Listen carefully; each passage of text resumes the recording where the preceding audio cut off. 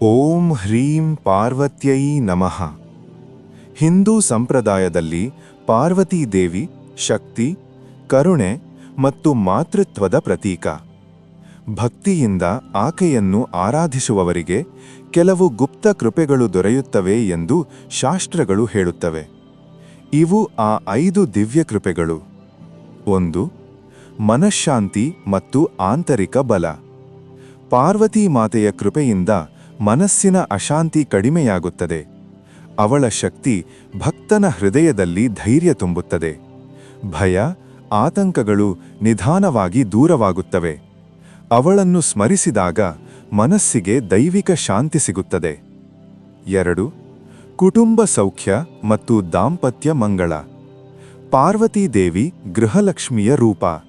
ಅವಳ ಆಶೀರ್ವಾದದಿಂದ ಕುಟುಂಬದಲ್ಲಿ ಪ್ರೀತಿ, ಒಗ್ಗಟ್ಟು ಹೆಚ್ಚುತ್ತದೆ. ದಾಂಪತ್ಯ ಜೀವನದಲ್ಲಿ ಸಮರಸತೆ ಮೂಡುತ್ತದೆ.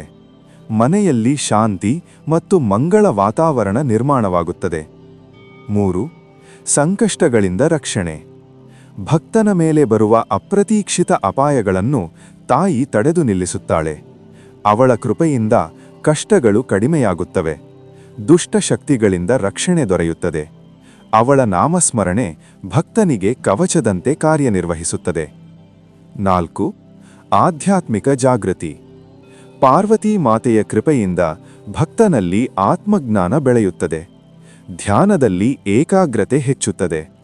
ಅವಳು ಭಕ್ತನಿಗೆ ಸತ್ಯದ ದಾರಿಯನ್ನು ತೋರಿಸುತ್ತಾಳೆ. ಅಂತರಂಗದಲ್ಲಿ ದೈವಿಕ ಬೆಳಕು ಪ್ರಕಾಶಿಸುತ್ತದೆ. 5. ಇಷ್ಟಾರ್ಥ ಸಿದ್ಧಿ. ಭಕ್ತಿಯಿಂದ ಪ್ರಾರ್ಥಿಸಿದವರ ಇಷ್ಟಗಳು ನಿಧಾನವಾಗಿ ನೆರವೇರುತ್ತವೆ.